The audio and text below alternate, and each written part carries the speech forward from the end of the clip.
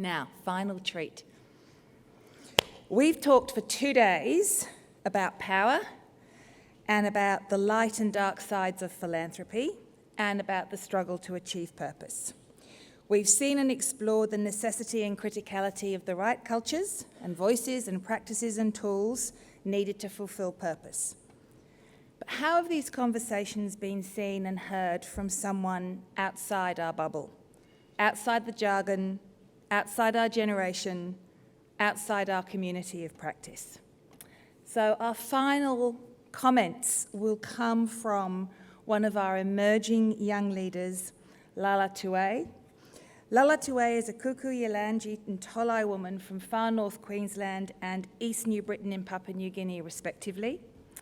To say she's a high achiever is a slight understatement. She's Chancellor's Scholar at the University of Melbourne, studying sociology and Australian Indigenous Studies, and after which she's just set her sights before morning tea on a Master's Juris Doctor and then a PhD.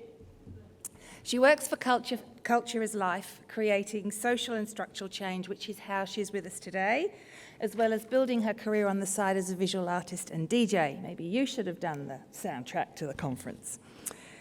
So we've asked Lalatuai to hold a mirror up for us, to tell us what she saw, what she heard, and what she's experienced over the last 2 days. Lalatuai, thank you.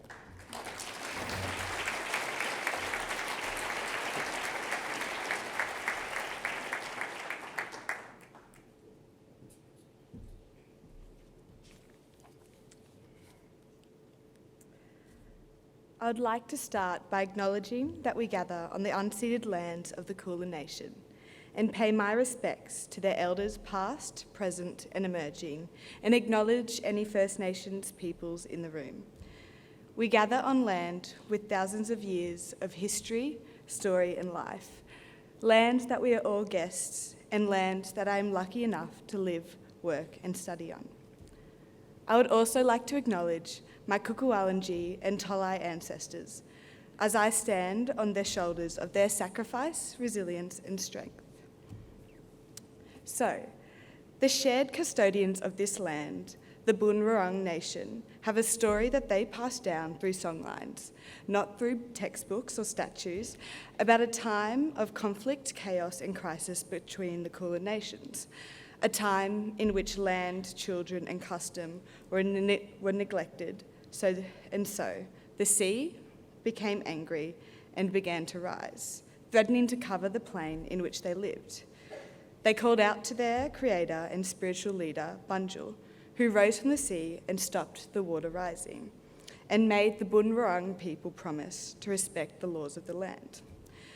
This story tells us about the literal creation of Port Phillip or Nurm Bay, in which Melbourne now sits, that actually happened 12,500 years ago. But it tells us so much more about how we should live and about the richness and strength of Indigenous histories, as this story predates us all, predates neoliberalism and the world we know today. I was invited to attend this conference and reflect on the things I gained from being here as a young First Nations woman who aims to devote her life to social empowerment.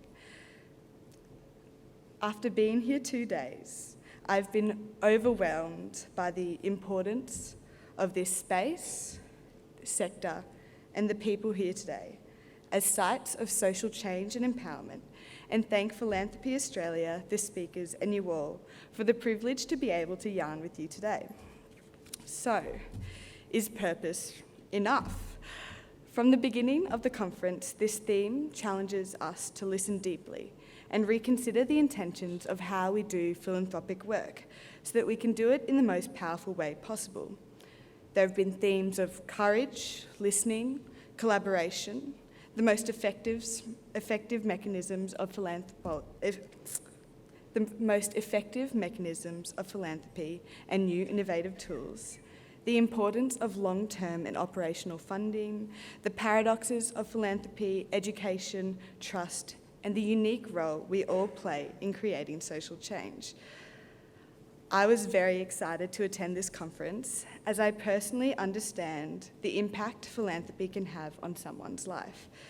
Through working at Cultures Life and being a recipient of the Anne Miller Scholarship at University College, I know that there is nothing more powerful for my purpose than someone believing and trusting in me enough to give me the agency to create a better world for myself and the people I love through education. Being at this conference and listening to these wonderful speakers, the thing that I kept coming back to as I was reflecting is excitement surrounding perhaps what we could all learn from Indigenous knowledges, frameworks and philosophies that could help us answer some of the questions that the conference has asked us to consider and enrich philanthropic practice. Sorry, so many P's. We considered how climate change is one of the biggest threats humanity faces. I immediately thought about what is at the centre of Indigenous conceptualisations of country. That is, we are not separate to the land. The land is us, we are the land, and the land gives us our law. Aboriginal Australians were the first agriculturalists and permaculturalists in Australia, and we found a way to live respectfully and sustainably for over 65,000 years. Think of how powerful that knowledge could be in protecting country against climate change by sharing our ancient yet modern practices. We considered ideological polarisation, a world of distrust, the need for collaboration and community engagement. Think of what we could learn from an oral culture, which is at its core about having strong relationships with your people, your community, and your elders. Relationships so strong that it is the primary and only way of communication and passing down knowledge. This relationship-based framework of Indigenous societies works so well that the Bunurong can tell us how the land that we are standing on formed 1,200, 5,000 years ago. We considered education as one of the most important ways to empower people, and we also considered the importance of having the courage to go on a journey of learning in the way we do things and redefine and push boundaries. What came up for me is courageously thinking about and redefining education and how we can empower through art, through culture, and through leadership.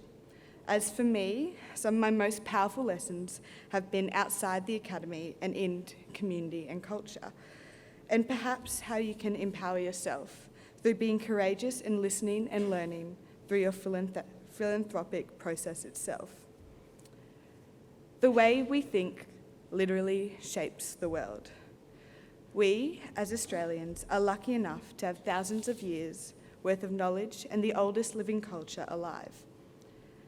As probably one of the youngest in the room and someone who will be inheriting the world that you leave behind, I see the possibility of recentering and restoring Indigenous knowledges and philosophies in your organisations and philanthropy as a powerful way we can heal, innovate and contribute something unique to the rest of the world and the lives you are touching. We have learnt so much from each other at this conference. I now invite you to open your doors to the knowledge and the voices of Indigenous peoples like myself. Thank you.